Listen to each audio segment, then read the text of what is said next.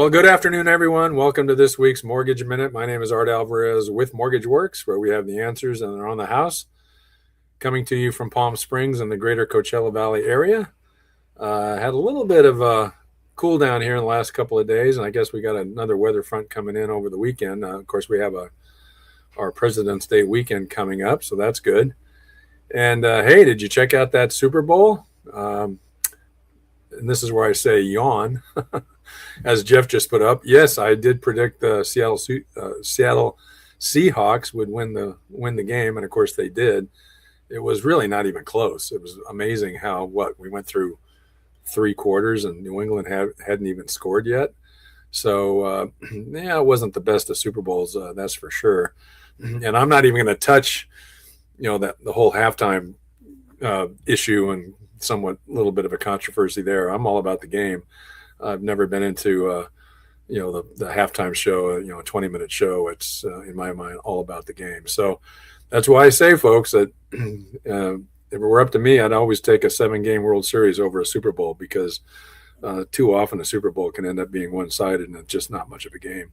And in terms of other sports news, I suppose, as I've been mentioning, we are now at the point where pitchers and catchers are reporting for Major League Baseball, so I'm excited about that because I am a baseball guy, as I've explained. So that's fun. And of course, I'm also a auto racing fanatic. And this weekend, NASCAR, the Daytona 500, will be happening on Sunday. I've been to that event in the past. It's really an amazing event. NASCAR is not on the top of my list as to auto racing. I'm more of a Formula One and IndyCar guy, but still, as to NASCAR, that is their premier event. So if you have nothing else going on this weekend, I recommend you take a look at it. It can be quite the event. Oh yeah, and as Jeff just reminded me, we still got the Winter Olympics going on, so that's fun to watch. I try to get as much of that as I can. It's fun to see us competing on the world stage. So lots to going on there on the sports world. And yes, curling. Yeah, I still have to figure out how curling really works, but I have to admit, particularly like when I'm at the gym on the treadmill and they'll have some of the Olympics on, I've seen curling now a couple of times. It's amazing how intense the competitors get in that sport. So I'm sure there's a lot of strategy there that I do not yet understand, but it's fun to watch and to see how serious they are, and they take it serious, and as any competitor, as any athlete should. So with that, let's go ahead and get into what's going on in the bond and mortgage market. The first thing we always do is bring up our rate grid, and it's just more of the same, and it's good news. Rates are very well into the 5s. We're pretty much in the 5s across the board. Conforming fixed 5 3/4. Look at FHA. I mean, well, actually, on this grid, I've updated it since. We had some improvement this afternoon, which we'll show you in the bond chart. So even though you see FHA on this, we printed this earlier this morning at 5.5. It's now at 5 1/4. And same with the conforming. It was 5 7/8 earlier. It's now 5 3/4. And the other thing I would point out on the 30-year fixed jumbo, that's down to 5 3/4. Again, I made those adjustments not long ago after the bond market took a dip. And that 7/1 ARM also improved midday. We're now down to 5.5. So take a look at our website when you get a chance, and you'll see the rates there are a little bit better than what we're showing you here on this chart that we printed earlier. So let's look at the bond yield. We always provide you a 5-day chart of the 10-year Treasury bond yield. Again, that's your best barometer as to the direction of mortgage rates. It's not always going to be really closely aligned, but pretty close most of the time. And you can see there the kind of trend that we like to see, including Jeff's favorite Wednesday dip. Then it kind of kicked up a little bit late Wednesday going into this morning. And then look at that nice drop off late in the trading day today after getting close to 420 down to 410. So again, that's why on our rate grid, I made some changes literally just about an hour ago to reflect those changes. We try to keep that updated. So as a consequence, as you can see, rates are, again, getting pretty darn favorable and should be helpful to those home buyers who've been on the fence about buying and worrying about the affordability of the cost of their financing. I think we're definitely heading in the right direction. So let me give you a few data points, excuse me, as to what has been going on in the markets, in the financial markets, and as to the U.S. economy. This week, it's about jobs and inflation. And of course, the big news of the week is the jobs report that came out. And as it shows here on the slide, it was a blowout report, as we say. 130,000 new jobs, more than, it says double, more than double. The forecast was 55,000 jobs. And the unemployment rate dropped from 4.3 to 4, from 4.4. So that's obviously very good news. So all the recent, hand wringing and concern that maybe the job market's starting to look faulty and maybe getting weak, this number just blew that idea right off the table. And what's very interesting about this jobs report, I'd read somewhere that some folks thought, oh, that's just people going to work at 7-Eleven. No, this jobs report showed broad growth in a variety of industries, healthcare and so forth, construction. So it's a strong report. It's a broad-based improvement in new jobs.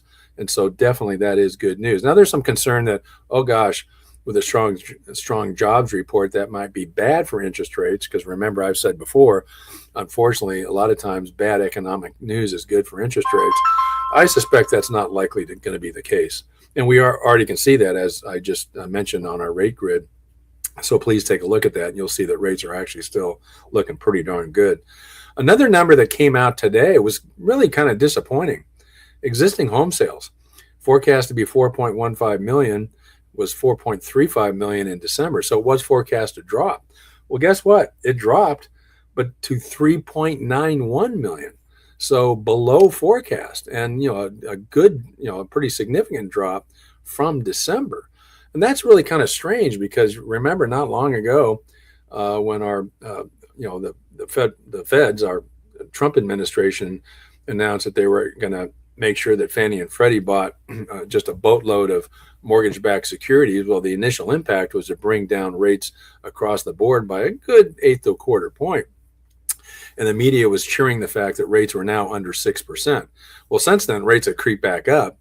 In fact, Freddie Mac's most recent weekly news release about rates, I think they announced it was around 6.2.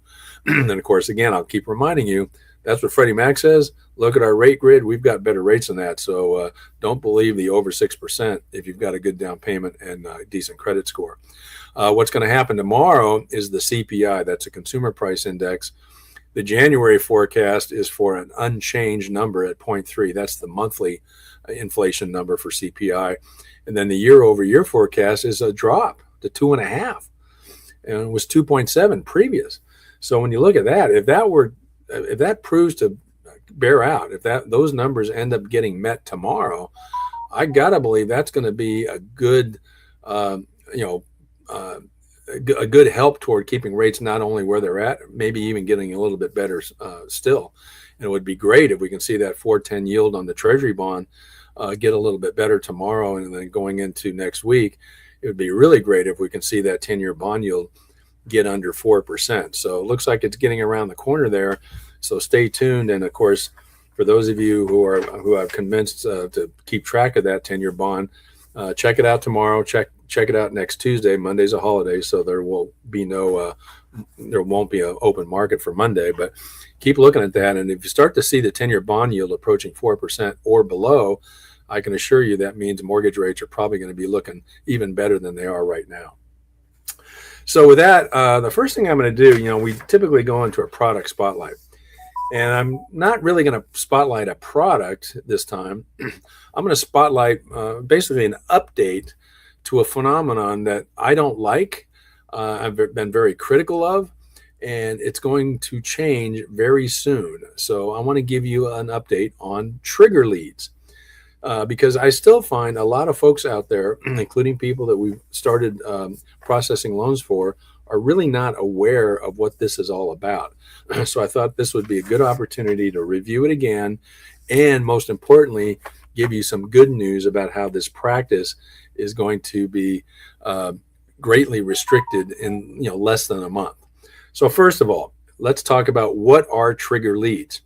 Well, as you can see, they're on the bullet point. They are considered a marketing tool that are used by lenders and financial institutions to gain potential customers. Okay, that sounds, like a positive thing, right? Well, not necessarily. Let me show you how the trigger lead works. And when I show you this, you're going to be a little surprised, I think, uh, based on how this practice has evolved. So when a customer applies for a loan, their credit report, of course, is accessed. The credit bureaus then sell that borrower's information to other lenders, other originators, as a trigger lead. And this can result in the consumer receiving multiple unsolicited offers shortly after they've applied for their loan and gotten their credit report pulled. Now, I will tell you, it's not just multiple unsolicited offers, it's dozens. It's dozens and dozens. I've had a couple of customers recently tell me they've gotten contacted over 100 times by originators. And of course, a lot of those cases, they're using very high pressure tactics to try to convince that borrower, oh, no, you're not in good hands. You should cancel that application, move to us. We've got a better deal. And so, as you can imagine, some of those sales pitches can tend to be a little bit light on the truth as to what they can really offer. But boy, I'll tell you, they make it sound good. And, in some cases, it's going to be too good to be true. But then the point of it is these multiple unsolicited offers are extremely numerous. They're very high pressure, almost to the point of just outright harassment of this poor borrower who had just already applied for the loan. Now, the whole, backdrop of why this practice even got put into place is the argument is the federal regulators want to encourage mortgage borrowers to shop around, to do comparison shopping to make sure they're getting a good deal. Sure, that's a lofty goal. That's a worthwhile goal, right? However, my argument is when a borrower has made their decision to apply with a particular originator and have their credit report pulled, you have to consider, I think you have to assume they've already done their rate shopping. They've made their decision of who they want to place their loan with. And so after they've made that decision and they've applied with that lender and they've had that credit report pulled, and in a lot of cases now, they have to pay for that credit report up front because they've become so darn expensive. It's unlikely that at that stage they're going to want to then step back and start over with the comparison shopping. So that's where I think this whole approach, while intended to be for a good purpose, has turned out to have an unintended consequence where the borrower is really simply being harassed. And unfortunately, a lot of times by unscrupulous, hard to say that term, originators who really certainly are not giving them the full story up front and trying to reel them in. And then, of course, a lot of times you're going to get the bad news later on that maybe that offer wasn't quite what you thought it was. Now, there are a couple of exceptions to, actually, let me point out before I get to the exceptions. The next thing I want to point out to you is last September 5, 2025, the Home Buyers Privacy Protection Act was signed into law. Yes, it was signed into law by President Trump. And this new legislation is going to greatly restrict what's been going on. So starting, as it says there, March 4th, 2026, many users of mortgage trigger leads will be banned under amendments to the Fair Credit Reporting Act. So I cheer this. I think this is a great thing. It had broad bipartisan. That's kind of a rare word to hear these days, right? In the political arena. This had wide bipartisan support, and it passed pretty easily, and it has been signed into law. So starting March 4th, most of this practice is going to, frankly, go away. Now, there's a couple of exceptions, and they are that if the lead is used for a firm offer of credit and or insurance, and the recipient has consumer authorization or an existing relationship with the consumer.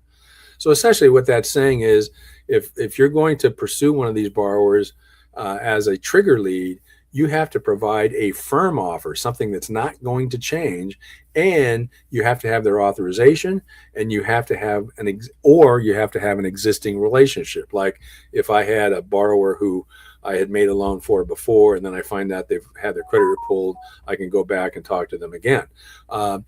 We don't do that anyway. I have never, ever believed in purchasing leads. In fact, that comes up with our last bullet point. What is this really going to target? It's going to restrict. There's a pool of companies out there that can access and use trigger leads. A good amount of them are what we call third-party lead aggregators. I get calls and emails all the time from these third-party aggregators who are trying to pitch me on the idea of paying them a fee per lead so that I can then take that contact data and call these people and try to convince them I can give them a better deal on their loan. I have never believed in purchasing leads, mortgage leads. We dabbled in that about over 20 years ago. I found it didn't work very well. A lot of the leads were not of high quality. A lot of the folks that we would contact had already made their decision, as I pointed out earlier. And so I just walked away from that feeling like that's not the best approach. The way we get our business is it's all about relationships, having relationships with realtors, with home builders. That's really, in my way of thinking, the best way to serve the mortgage customer out there. We're not going to buy leads. We did briefly. We've never done that since. We never will. And so I think, and it's interesting when you read that last bullet, it says third-party lead aggregators and non-bank lenders. Translation, brokers like us. So in that respect, I think this whole process can and has given mortgage brokers as a group somewhat of a bad name, because a lot of those brokers out there have been highly aggressive, overly so, again, to the point of harassment. And I think, I just got a new deal we started here yesterday where I, got an email from the borrower last night going, why am I getting all of these calls and text messages and so forth? So I had to explain to her what I'm, going over here right now, which is why I thought it would be a good idea to remind you all of this practice. And again, the good news that you'll find after March 4th, it should be restricted to a great degree. So if you've been thinking about applying for a mortgage soon, I'm not going to suggest you wait till after March 4th. Time is of the essence. You should apply right away. At least this way you'll know what's going to happen if you do start getting calls. But just be assured that after March 4th, this phenomenon should go away to a great extent. And I think that's the right outcome for those folks who are looking to apply for a mortgage. So with that, that's our sort of product spotlight. I just wanted to let you know about the trigger leads and the legislation, and give you the good news is that whole situation is going to change dramatically very soon. So with that, I'm going to go ahead and have Jeff get back on here, because we're going to get into a kind of a deeper dive about some of the latest U.S. economic data and what that means for the housing market. Hey, Jeff. Hi, Art. Hi. Hey, how you doing? All right. How are you? Hey, good. Congratulations on your pick for the football game. It was a little slow, but it wasn't unexpected, because let's face it, the Seattle Seahawks are known for what? Defense. And typically, it's going to be a low-scoring game. That's what it is. And if you just enjoy the game itself, I thought it was very good. So congratulations on the proper choice there. Yeah, unfortunately, they were heavy. There were heavy odds that they were going to win. So when I placed my bet, I called my bookie, and he told me, "Yeah, you won, but you're not going to get as much as you had hoped."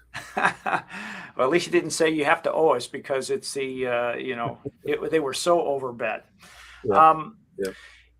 I also want to point out, I have had the occasion, in fact, even this week, and I just had to set the recorder for curling. My wife is from North Dakota, and I found myself the other night actually engaging in watching curling live, and I'd never done it before. And I'm like, oh my gosh, this is actually pretty intense. Those guys that are doing that brushing thing, I thought it was like with a broom. I mean, I can see that in the position they're in. If that thing snaps, somebody's going to get hurt. But just amazing athletes. So it was a lot of fun. And I think they brush the ice to try to slow down the disc. Is that what it is? Well, they're making it slick to give it direction. They can actually maneuver the direction of that stone, they call it, or rock, whatever it is, and it's just big. And it's pretty amazing how they can maneuver that in there and get it to stop right on the dime. Like, I didn't understand that no matter how many of those stones on your team you have on that bullseye, unless you have it as close to the center as possible, none of those others matter. So it's kind of interesting. I had to ask my wife, like, okay, you're getting excited. Why? Well, does that mean when I go bowling, I can have one of those guys with the broom brush the bowling lane to try to affect the direction of the ball. I like that idea. If they can run fast enough, I think that's not a bad play, Art. I'll have to work on that. Yeah, well, I wanted to kind of get into a deeper dive with you on this because there was a lot of data points this week that how is that going to help us? Well, because you've been the last probably 3 or 4 weeks talking about affordability, and it seems almost like everything is lining up to prove what you have talked about now for over a month to actually be coming true. And I just wanted to, kind of pick your brain at this and maybe take a little deeper dive if you don't mind. Sure, let's do it. So the first thing is, affordability shows itself in a lot of different ways, like, jobs reports. You just shared that 130,000 new jobs, inflation numbers. You talk about that. Unemployment claims down, interest rates, as you saw here, you shared it has an effect. Housing stock you talked about. You talked about days on the market, where if I'm a buyer and there's more, there's homes that are down the market longer, it seems to make it easier for me to negotiate. You've proven that. Mm-hmm. And then finally, I just want to discuss these and relate to them like, hey, is today better than it was yesterday when it comes to affordability? Okay. All right. So the first one is, we had that, and they call it, I like these terms, hot January jobs reports. There are 130,000 new jobs added in January, which was far exceeding expectations. When it comes to something like that, how does that tie back into the affordability piece that you've been talking about?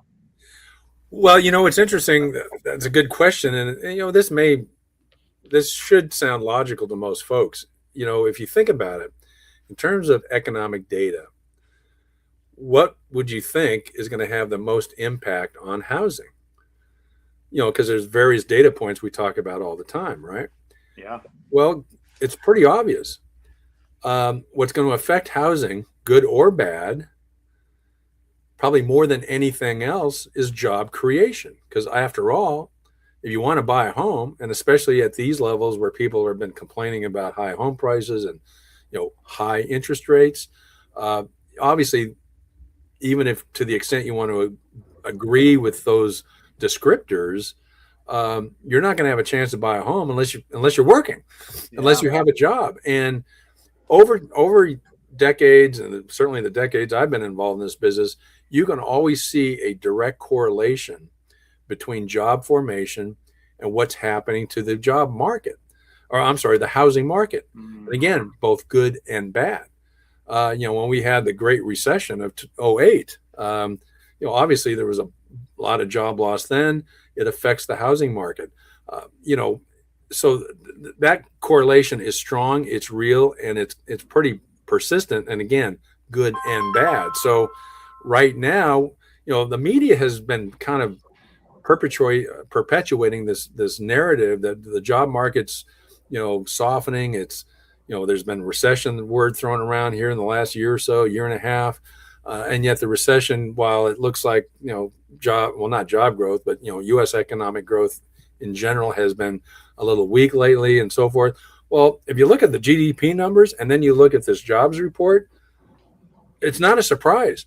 We were what? We're basically in a 3 to 4% growth rate in the second half of 2025. So it's no surprise that you're going to eventually see this kind of number come out. And as a consequence, I argue this is a great predictor of the fact that I think we're going to see improvement in the housing market overall, simply because you've got so many more people who are getting added to the job market. And that, of course, is also seen by the unemployment rate, because part of this number, that rate dropped as well. So it's a direct correlation. And I think as a consequence, this is an optimistic number for the U.S. housing market going in later into this year. I think this is extremely good news. Yeah, it's exciting to see that these are the type of numbers that are put in there. That, let's face it, when you have a job, you're probably more likely, especially for a secure job, you're more likely to make larger buying decisions. And you mentioned that, I think, last week when it comes to the durable goods. And these are things that are going to last us a long time, usually more expensive, that number was stronger. So I think I don't mean to shade you here, but you have been right on the money every time one of these. So I say, you know, I should have bet on, okay, I should have bet on the Seahawks. I didn't, but from now on, I'm going with Art's predictions.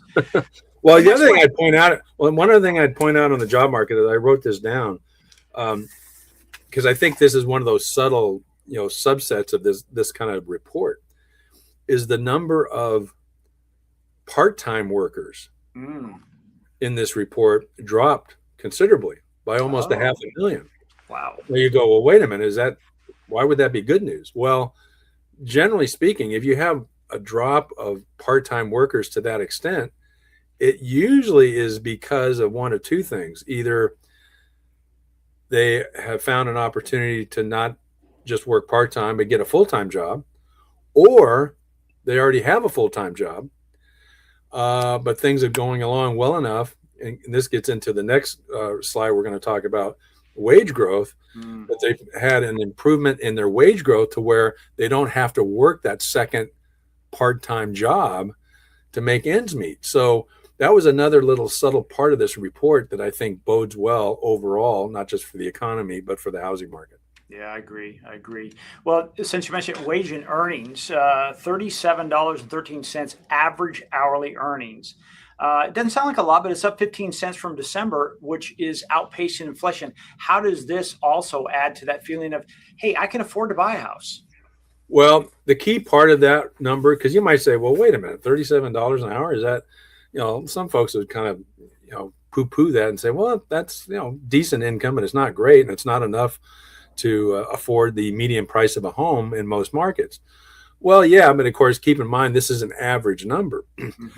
The key part of this isn't really the hourly rate that you see there. It's what you have at the bottom there. Wage growth outpacing inflation. That's the key. And it always has been.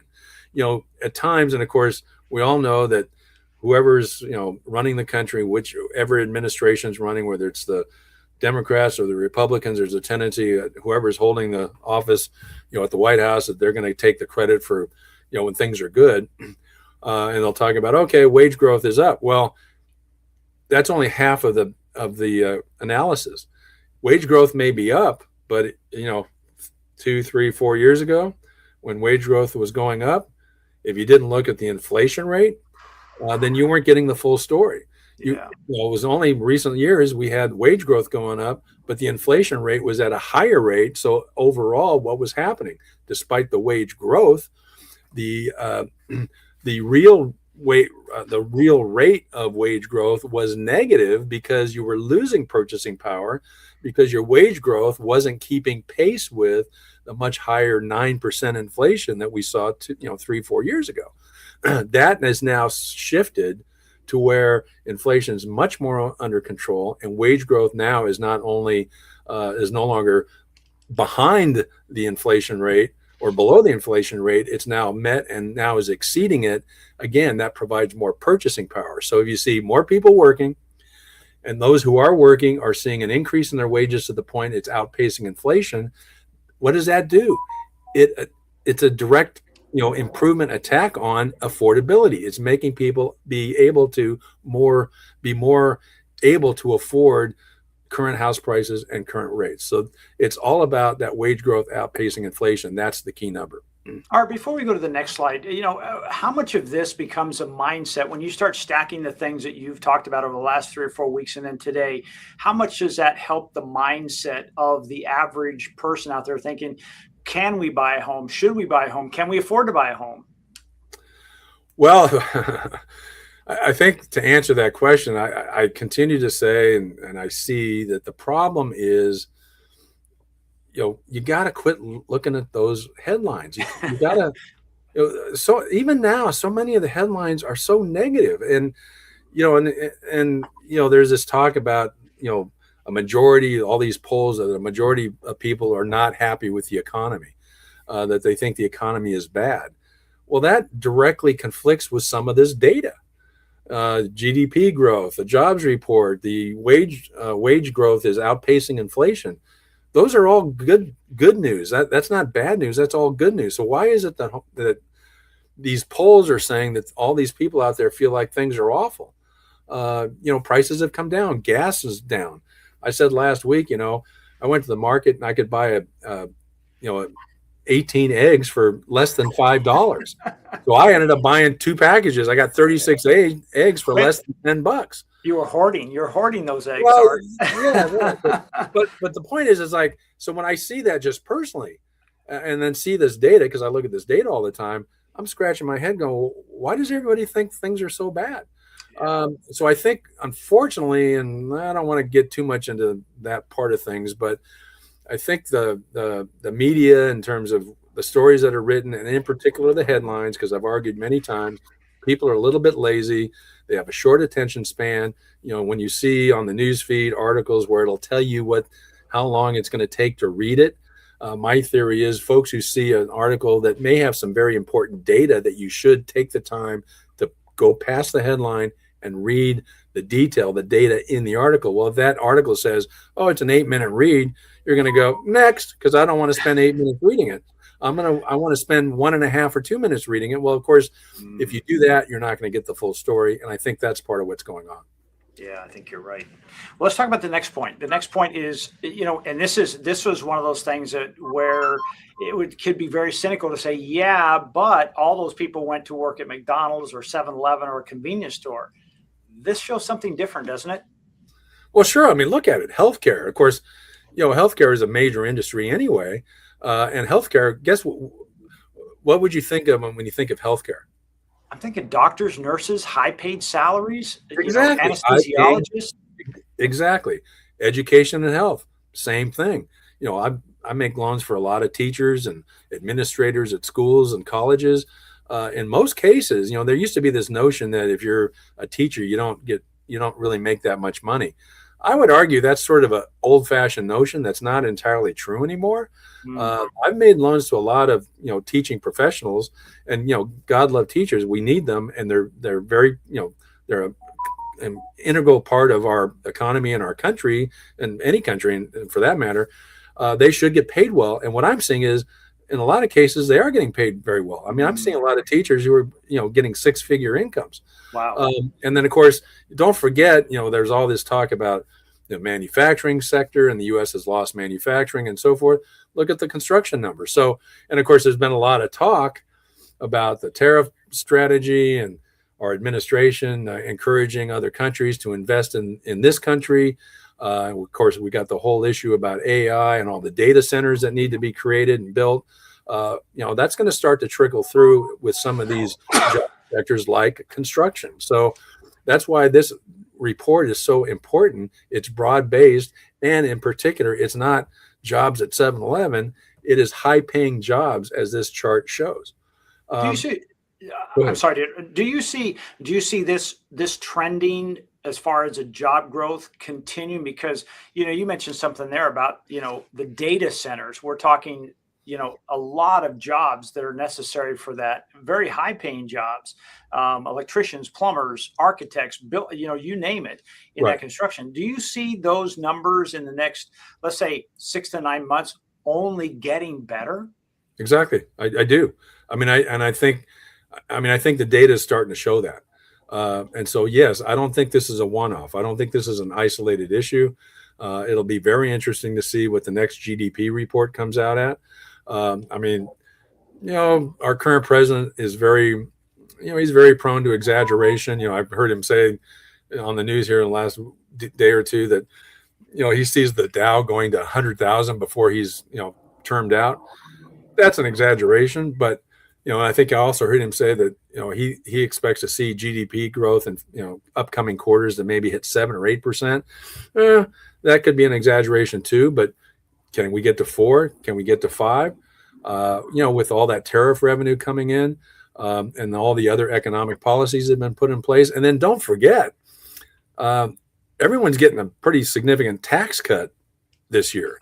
And we're starting to see evidence of that. Now, I don't want to get into it's only for billionaires. I would push back on that. I don't believe that's the case, but I don't want to get into a political discussion about that. But the point is, I am a believer that if people get to keep more of their hard-earned money in their pocket, that's got to translate into greater economic activity, which of course translates into more jobs, more high-paying jobs, and wage growth that's going to exceed the inflation rate. All of that is good news, and that's all going to be a factor in terms of these GDP numbers getting better and better over the next several quarters. It just feels like, Art, with the things you've been speaking about for now some time, like I said, last 3 or 4 weeks, and what we're talking about today, it's like the perfect storm. It's really good stuff, and I'm excited that you're sharing it with us today, and that you're kind of breaking it down a little bit more. Let's go to the next one, and this is another one. As far as the unemployment rate, take us through that. Well, yeah, I mean, of course, you did see there a while back it was down to 4, and then there again, I was talking about how the media kind of grabbed hold of the idea that labor market's getting soft. We're going to see more layoffs. We're going to see a recession coming, and you did see that number go up a decent amount. 4 to 4.5 is a pretty big jump, right? Mm-hmm. And then of course it settled down slightly, 4.4. One of the things about the unemployment rate I've always had a little bit of an issue with, and it can, I did go to school, before the war, I call it, and got a piece of paper that says I know something about economics. One of the problems I've always had with the unemployment rate is it doesn't take into account the fact that, the number of people who aren't in the market looking for a job. That group are excluded from this number, and it can skew the number. I think we have less of that now, and when you start getting back down to 4.3, and if we get down to about 4.0 as it was before, that's about as good as it can get. There is what's referred to as the natural rate of unemployment, and it's basically considered to be somewhere around plus or minus 4%. So with this kind of number trending down to 4.3, and I think it's going to get a little bit better in the next couple of months and quarters, if we get down back to 4 or so, and even, go under 4, well, we're at, quote unquote, at that level, you're at full employment, because you're never going to have zero unemployment. There's always going to be some portion of folks out there who are unemployed. And a lot of times it's not because they can't find a job. They just choose not to look for a job. So, we're heading in the right direction where we're essentially very near, if not going to be at full employment. And again, that's another positive data point that only is going to bode well for the economy. And, I want to go back real quick to something about the income numbers. Again, part of all the headlines you see about housing affordability is, these poor millennials and Gen Zs and so forth, that, the baby boomers have, sucked up all the housing supply, and, they've got higher incomes, and the younger folks just don't make enough money to afford today's, house price and mortgage rate. Again, I think that's a little bit of a headline narrative that's not entirely true. So one of the things I did is I just took a sample of a few of the loans we've done over the last several months, and just give you an example. One loan that we did here recently, ages were 32 and 29. Their income, married couple, $15,000 a month. Wow. Another couple, 24 and 24. Monthly income, $28,000. A single person, 36 years old, monthly income, $23,000. Another couple, 37, 35, combined income, $14,000 a month. Another one, couple, 29, 29, $18,000 a month. Another one, single borrower, 34 years old, $17,000 a month. And I, give you one more. Another couple, 34 and 37, $24,000 a month.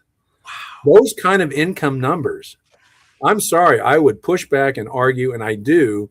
If you're making this kind of income, there is no reason why you shouldn't be buying a house now. And of course, these people were smart enough to say, yeah, it's time to buy. And of course, you heard the other recent headline here just a few days ago.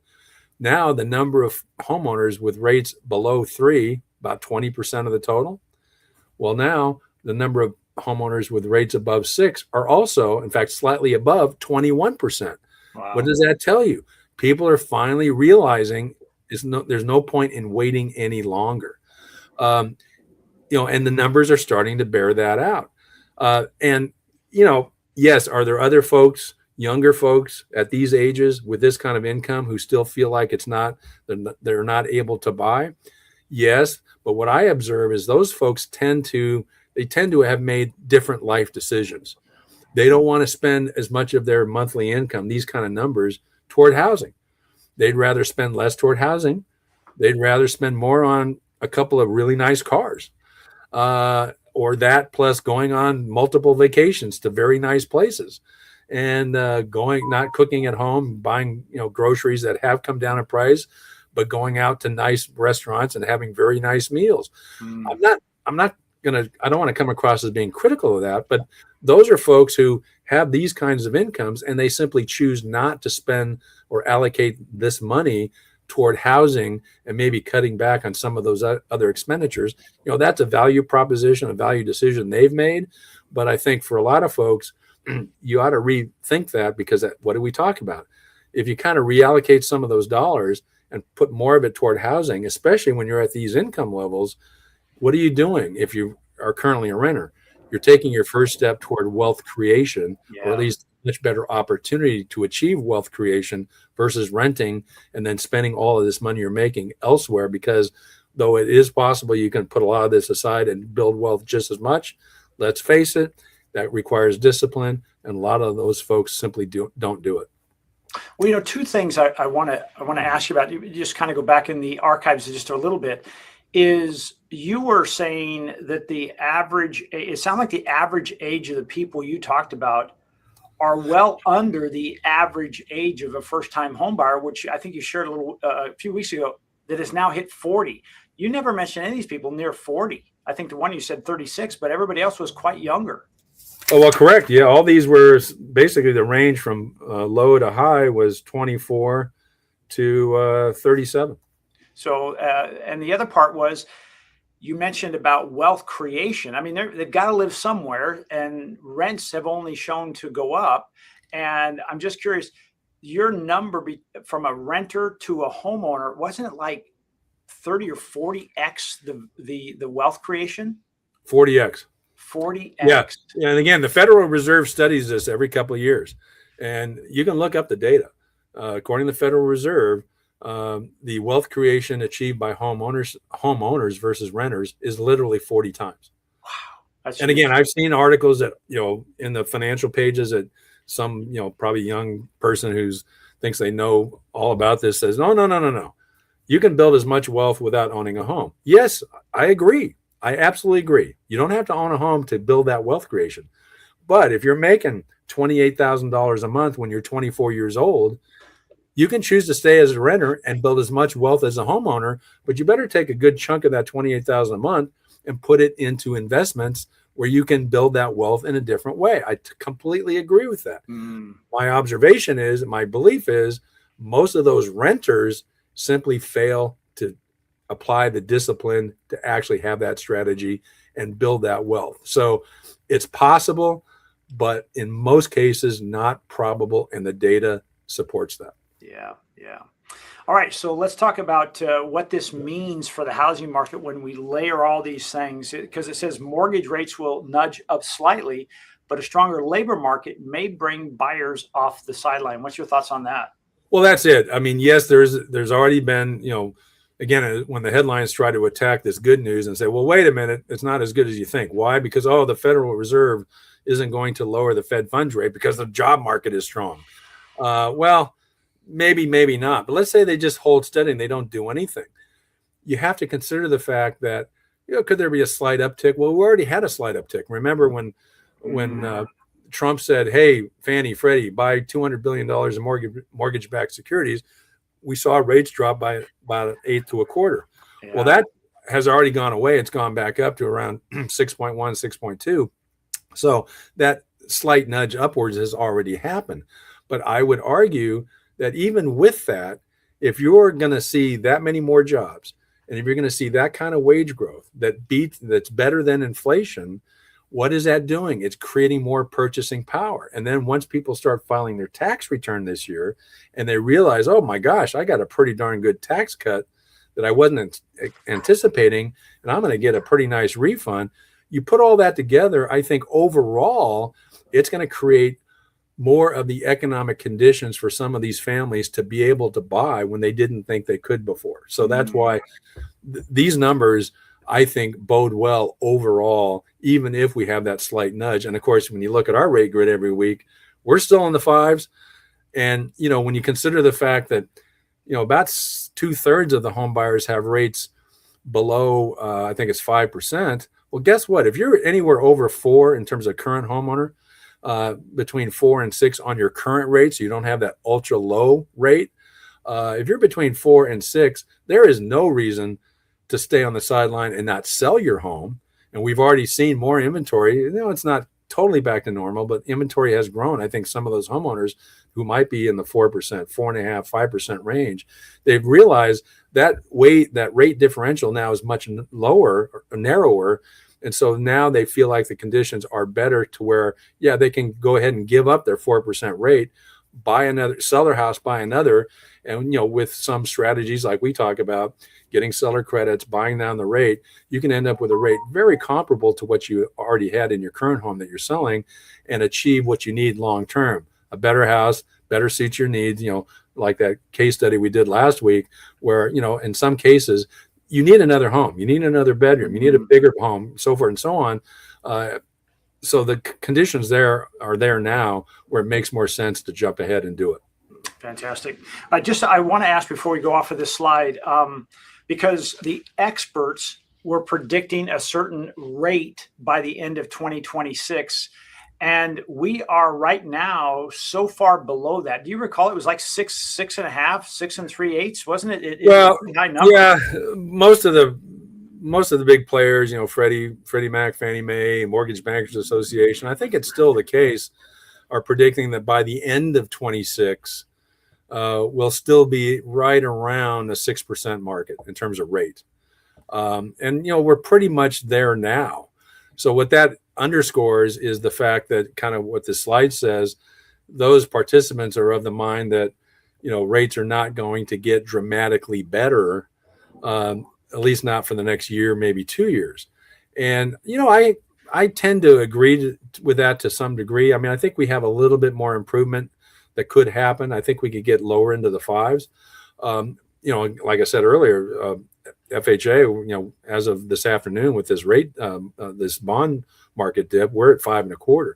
But the point is that, we may see a little bit of improvement, but I would argue that even with that little bit of improvement, when you factor in, again, everything we've been talking about in terms of the more jobs, more people working, the increase in wage growth, the tax refunds that people are going to get, less tax hits on their income, that's going to a large degree, I think, offset even if rates do nudge up or stay kind of fixed where they're at right now. And so overall, I think you've got a great opportunity. It just feels like the door is wide open and the windows are saying, come on in. So this next one, I just want you to kind of give us an overall recap of what you think. Because, you've been in this game for over 4 decades and you've seen things come and go. We've all been through COVID. We never thought that was going to happen. And now we have some really interesting things. So I'm just curious for those people watching, what kind of things can you share that you might say, hey, in the next 3 to 6 months to help them make a decision whether home ownership is right for them? Well, a couple of things.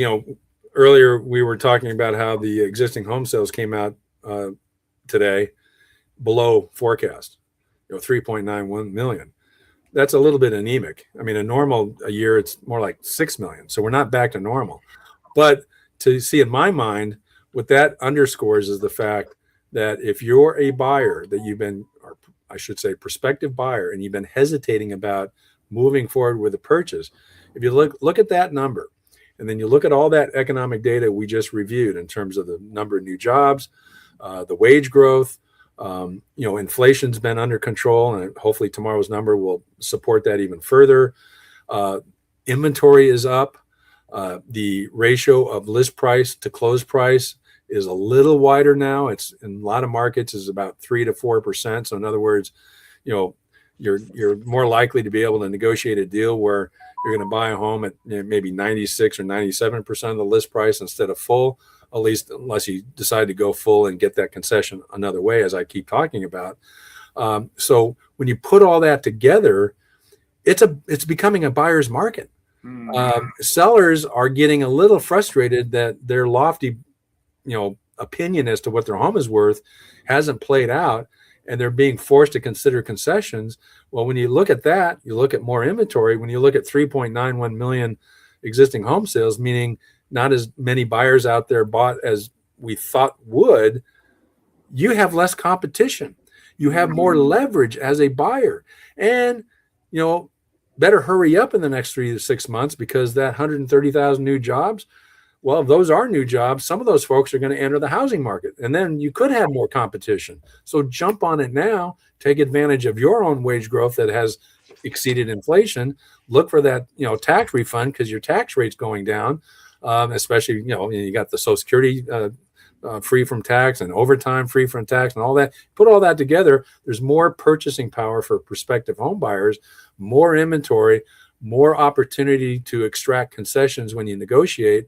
That's why in the short run, the next 3 to 6 months, I think you should be all over these conditions, and we can help that prospective buyer structure their transaction and their financing in such a way they can attack that affordability concern head on and be able to end up with a house at a reasonable price, a very good rate, and be on their way to wealth creation. So I think, I hate to say it, I know it's a cliche, but for a very long time now, you wonder about, is it the right time to buy? It really is. And people need to see that, ignore the headlines, and get out there, find a really good professional realtor who can assist you, and then we can help both of you put that offer together, that strategy together, and get into that home and watch your wealth start, growing over time.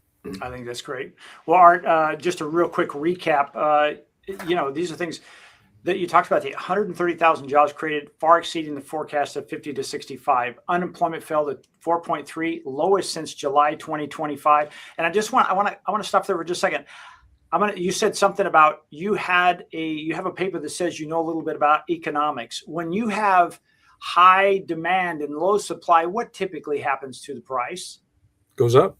So if we have 130,000 new people working and we have fewer people to choose from, doesn't that add or bode to wage stability and growth? Yep, sure does. And we've seen that. So we see where the healthcare leads, 124,000 new jobs showing strength. So it's not just these low income jobs. The wage and hours up. The big thing that Art pointed out, which is very important, is outpacing inflation. So it's not just saying, hey, we're getting a raise, but it still doesn't meet inflation. So we're really losing buying power. This is where you're gaining that.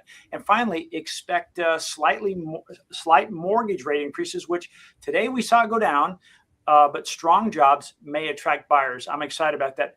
Art, thank you so much. Those of you watching, this is so much good information here that he has just been stacking one week after another. Like, I own a home. I'm almost encouraged to go buy another home just because the conditions are so right. So, yeah, exactly. Art, thank you so much. I'll turn it back over to you. All right. Thank you, Jeff. You bet.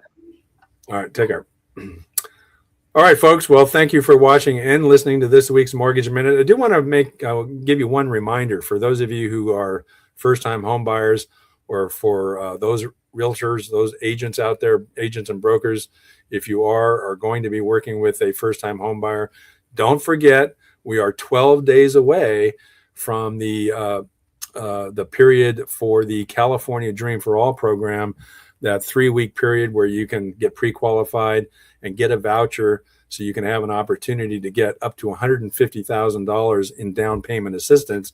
That would allow you to buy a home at $750,000 and have the California Housing Finance Agency give you that 20% down payment. So again, the window opens on February 24th. I can't stress enough, if you're a first-time home buyer or if you're an agent, broker working with a first-time home buyer, take advantage of that. Contact us so we can get you pre-qualified or get your client pre-qualified to get that voucher and have a shot at what is a terrific benefit, which will, of course, address everyone's biggest concern, the affordability of getting into home ownership. So with that, I'll conclude the show for today. Thank you for watching and listening. Enjoy your holiday weekend. Enjoy the Olympics. Enjoy that Daytona 500. And around the corner, we got baseball. And until then, I'll see you next week on the next edition of the Mortgage Minute. So long. Take care.